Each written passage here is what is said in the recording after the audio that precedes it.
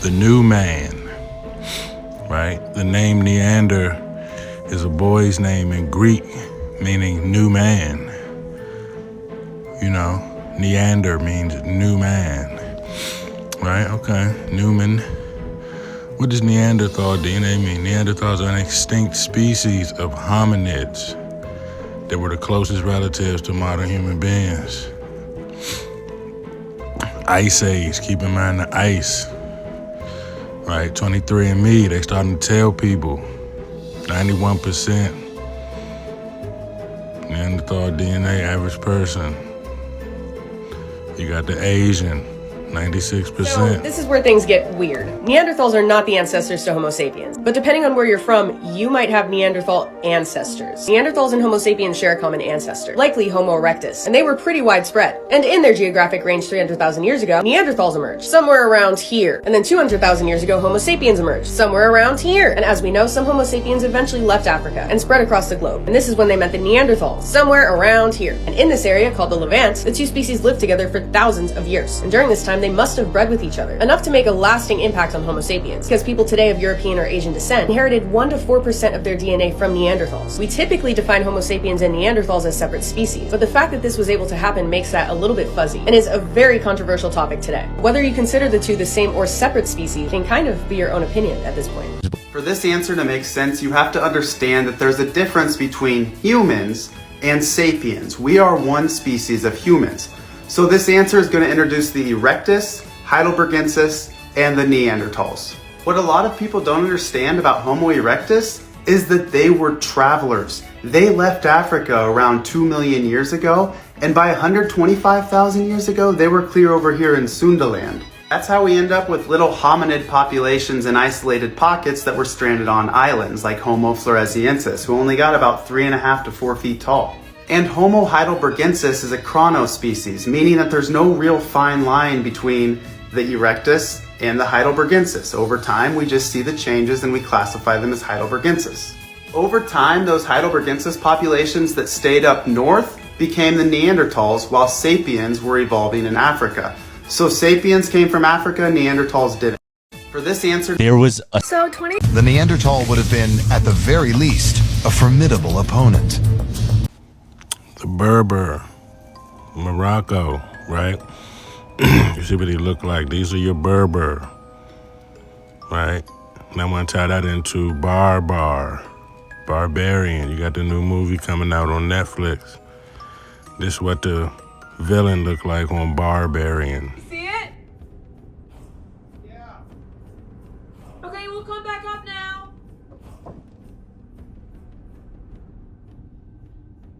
Keith!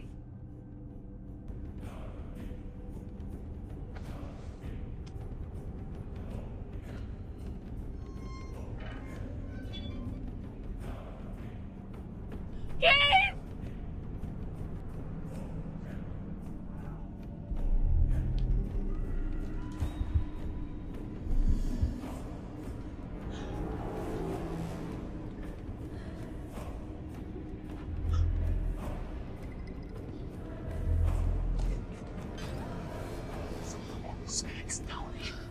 What? Someone bit me.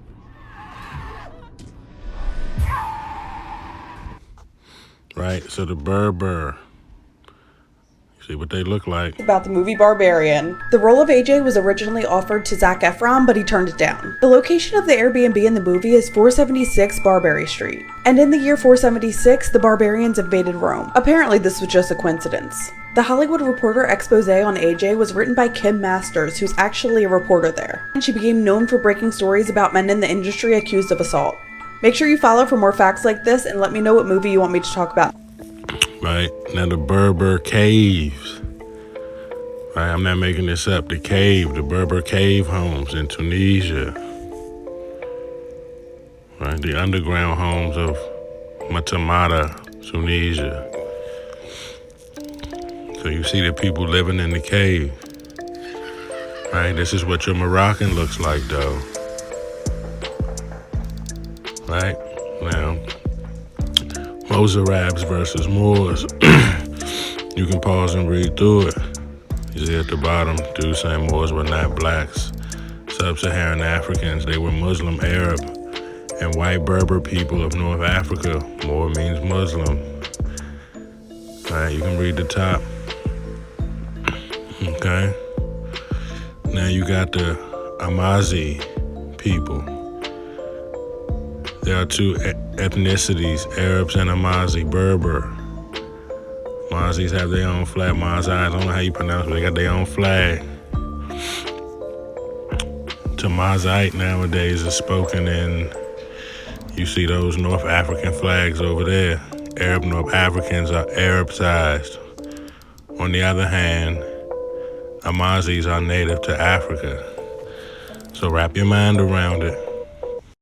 If you're African, why are you white? Africans don't all look alike. So some of what you're calling Mediterranean people are just some more Africans. And that's what that last slide was about with the PN2 transition. Because most of the people there who have that PN2 transition, that particular gene, that genealogy, in its derived form is M35. For example, Berbers are M35, M81. Those people don't look like Congolese. But I'm trying to have you understand that they are carrying genealogically, in terms of their male ancestry at least, they're carrying something that ties them to the rest of the continent and does not tie them to Europe, even though physically, externally, you may say, well, gee, they look like Europeans. You understand what I'm saying?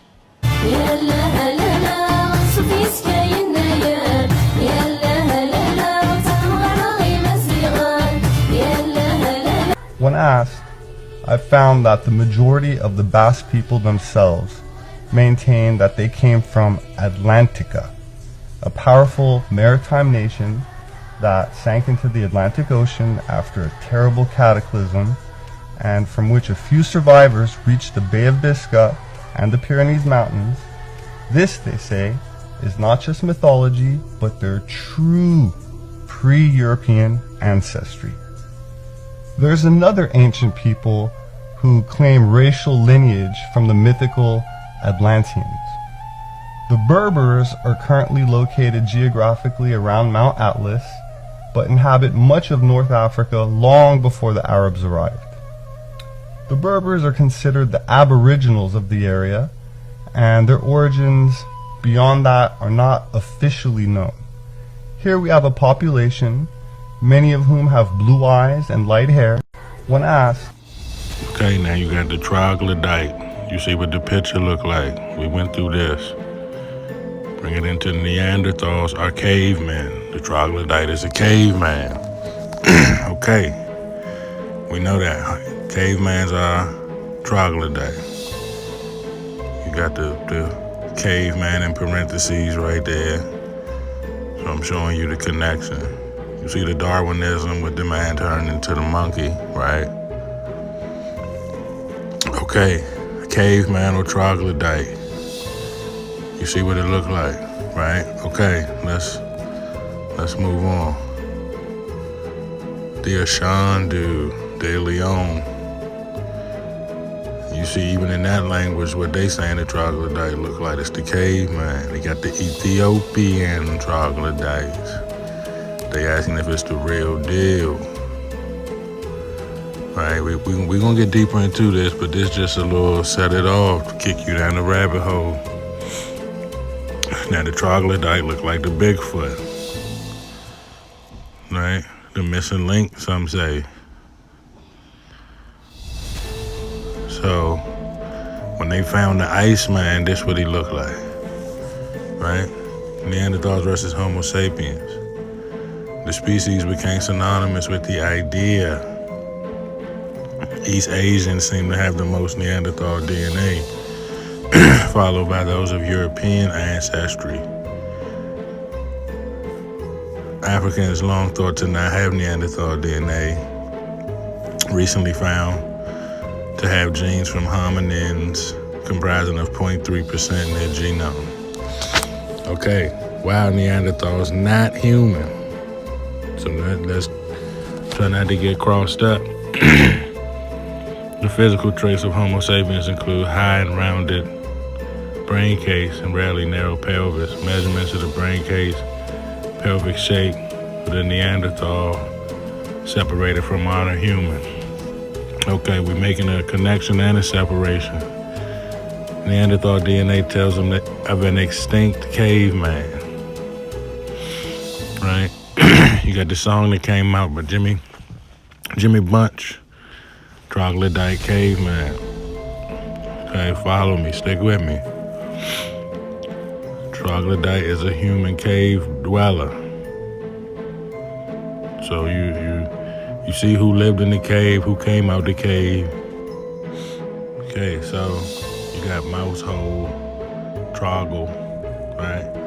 And they had a movie called, I think it was Bone Tomahawk, rescue of people from a savage group of cave dwellers.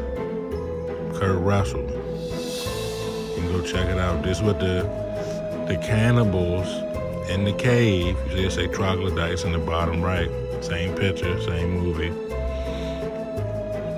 The cannibals in the cave, Bone Tomahawk, check the movie out, right? Cannibals in the cave. You see what he looking like right there? Okay, just making you think.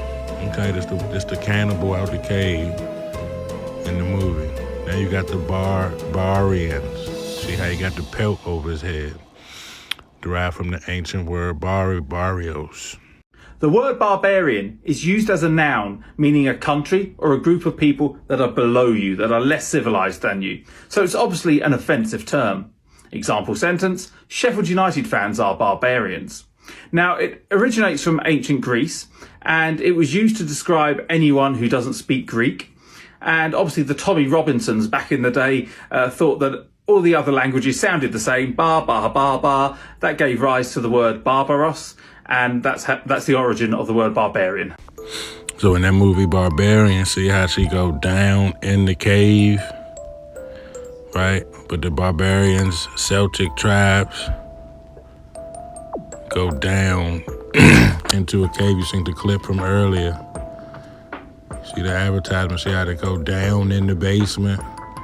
And she find the lady, the cannibal lady, the subterranean, subhuman, right? And you see what it's broke down from: Barbaros, Barbar, Barbarian, Berber. Right? We know who the Berber people is. We know what they look like. So I'm just keep your mind wrapped around this. Barbaros, Barbar, Barbarian, Berber. The vowel is interchangeable.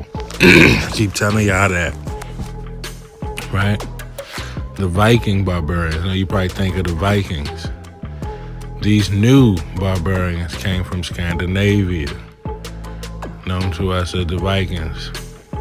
They first descended upon Europe. So they had to have been closest to Europe. That's where they came from. Who was the first barbarian? Odessier, the first barbarian king of Italy. We know what the Italians look like. The word barbarian originated in ancient Greece. Describe all non-Greek speaking people: Persians, Egyptians, Medes, and Phoenicians. Right? You look at the picture, everybody got the pointed hat, everybody got some type. You see one dude in the middle got like the white fez on. Right? Egyptians were Barber. Look at the barber shop. The barber shop got the red and the blue Freemasonry. We'll get into that in a later time. Okay. The Barbary pirates was North African. They saying that's where they came from. Right? You got the Berber, you got the Barbar. Barbary Wars, America's first fight against quote unquote. But look what he got on his head. Look at the flag on the right. Right? You see what the headdress is? The shores of Tripoli. Right? This is in America. This is the Barbary Wars. Right? Not to get confused with Burberry, the name brand, but the Barbar, the Barbary Wars. Got the Barbary pirates. You see what they got on their head. You see what they look like. You see the complexion, like just, right? Now look at some of the flag. Look at the star. Look at the handwriting. Look real similar to Freemasonry, the Barber shop.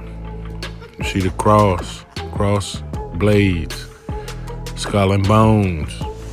It's the classic barbershop logo, Freemasonry. If you don't see the square and compass right there, there's no way you don't. You see the intertwining triangles, the crescent moon. You know. Now this is a replica Barbary pirate flag. It look Chinese, it look Islamic. So some of y'all never heard of the Barbary War, the Barbary Coast. Look who it was against who. Morocco, Moors.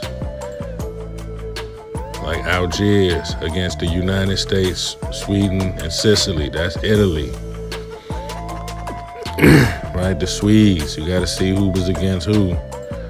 The Barbary Wars was a series of 2 wars fought by the U.S., Sicily against the Barbary states of North Africa.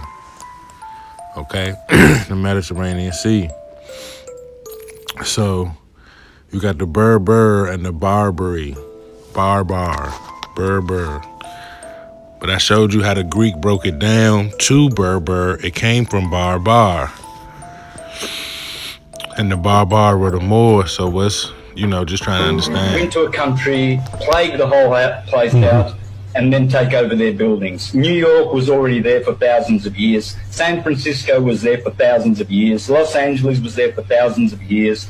They were built by the indigenous people who were black and Indians as well. The black people, they weren't brought over by slaves. They are the original owners of America. Thank you. Black people, African Americans. They don't come from Africa. They were already here. And they plagued them out. And they stole, the Smithsonian Institute stole their knowledge, stole their history, and now we're just left wondering who we are, where we are, where we come from. They did a catastrophe on this earth just only a few hundred years ago. We're ancient people who lived thousands of years ago, more advanced than us. The narrative that we're taught in school is that people in ancient days, thousands of years ago, were primitive and they're into a country. Now they saying the RH negative that the Berber and the Basque got is alien. RH negative, alien blood, the royal bloodline. Okay? You see, is it alien? Secrets of the RH, these are the people that's related. We went through this in the Troglodyte 1. Okay? Alien eye color, Anunnaki. This the words that come out. Aren't from Earth. May not even be human. This your RH negative. Okay? It's RH negative blood, alien in origin. This what all the high minds is asking. This what all the scientists is asking. Right? RH negative blood type equal alien heritage. Came from Adam and Eve. So they say most people are African descent RH positive, but this supposed to be the bloodline of the gods. The alien. But the RH come from the rhesus. Right? The rhesus monkey is where the RH come from. So if it's alien, what makes it found in this one particular primate?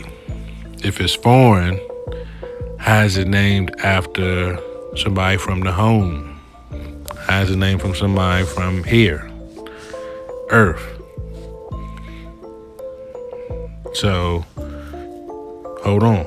Okay, I had to pull out the book on this one, you know what I'm saying? I had to pull out the books where they come to Nimrod, you know what I'm saying, for his descendants, well, his bloodline, so we could figure out who he is. I'm on this one right here, the biblical black heritage, you know, the black biblical heritage, however you want to put it, you know. Okay, Nimrod is a descendant of Ham, okay? Hold on, let me show you.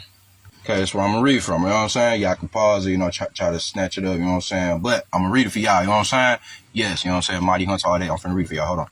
Nimrod, the mighty hunter before God and grandson of Ham, was the first man to try to build his way to heaven. With his fertility of invention, he managed to draw and start a gigantic tower so that he and his fellow servants could see heaven as well as earth. This tower was built in the city called Babel, which was the beginning of his empire. Nimrod sought help from Japheth and Shem's family. They made and hauled baked bricks under his supervision.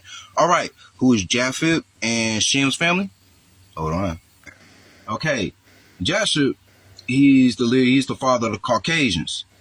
Shem is the father of the Semitics. Okay, hold on, I'm finna tell you who they are. We got Japheth, you know what I'm saying, the father of the Caucasians, the father of the Gentile nations, Genesis 10, 1 through 5. You got Gomer, Magog, Madai, Japhan, Tubala, Mishkesh, what do you want to call that? Tyrus, Ashkenazi Jews,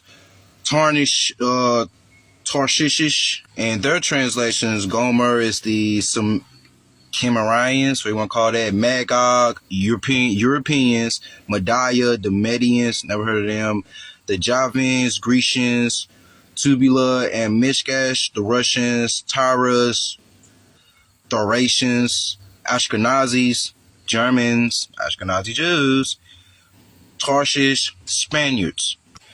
Japheth descendants run the world right now. Okay, and these are the sons of Noah. So basically Nimrod went to his cousins, you know what I'm saying? Those are our cousins, okay? Hold on. I'm finna go to Shem's people. The Elams, Ashur, Alphraxis, Lud, Arams. The Elams are the Kuzistans. Ashurs are the Assyrians. Alphratics are the Claadians. The Luds are the Lydians. The Arams are the Syrians. Now I'm on Ham's descendants right now, you know what I'm saying? Y'all can just pause and reverse the picture. Yeah, Nimrod came from Ham, and basically, I mean, I can tell you the Amorites, the Canaan, the Cush.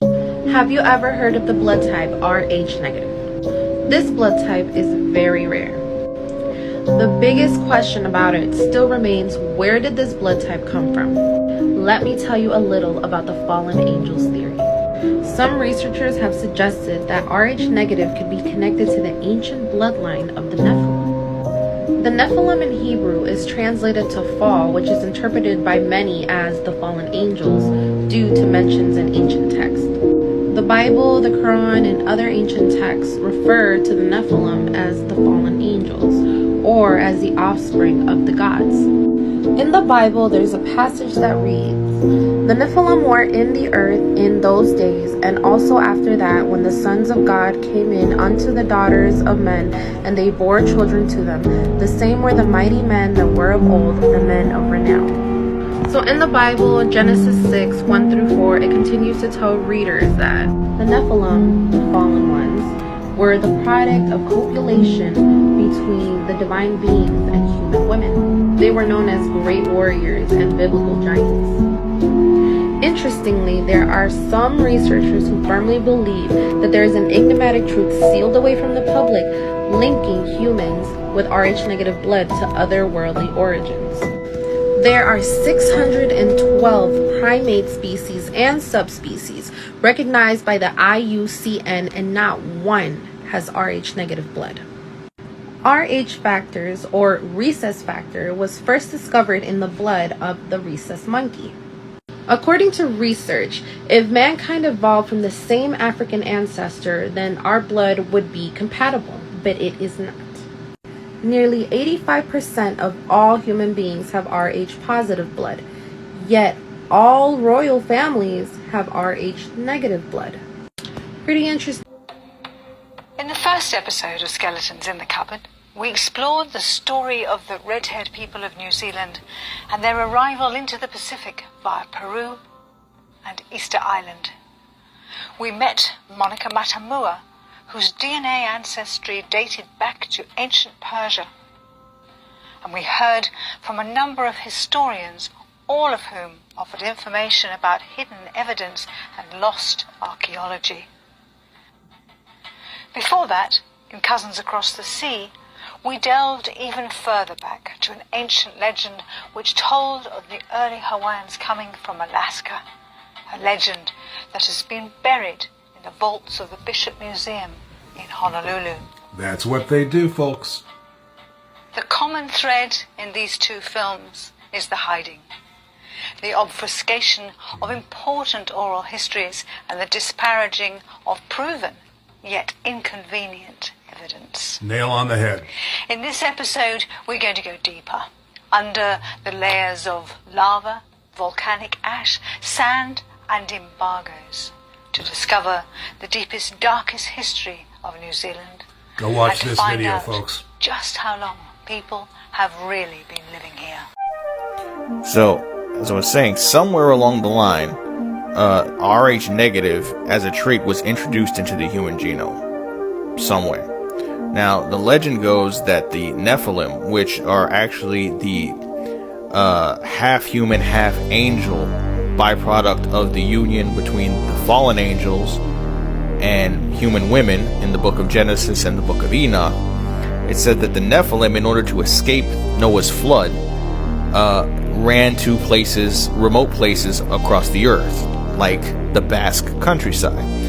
They then passed on their genetic heritage to the native populations. And so this trait, this Rh negative trait, was then preserved because of the isolated nature of the people there until colonization, which spread that trait to the New World and to all different types of people. Majority of humans have a blood factor common with the rhesus monkey. This is called rhesus positive blood, usually shortened to Rh positive. This factor is completely independent from the A, B, O blood types. Your Rh status describes whether or not you have a protein on the surface of your red blood cells. If you don't have the Rh factor, you're considered Rh negative. If you have it, then you're Rh positive. About 85% of people are Rh positive, though it does vary by race. For African Americans, about 90 to 95% are Rh positive, and for Asians the figure is about 98 to 99%. So as you can see, Rh negatives are rare. During the birthing process, blood cells from the unborn child can escape into the mother's bloodstream. These cells are recognized as foreign if they are of a different blood type from the mother, and a natural reaction process will ensue with the formation of antibodies. The process is known as red cell alloimmunization. Therefore, Rh negative women with an Rh positive partner are at risk of a spontaneous miscarriage and other fetus rejection events.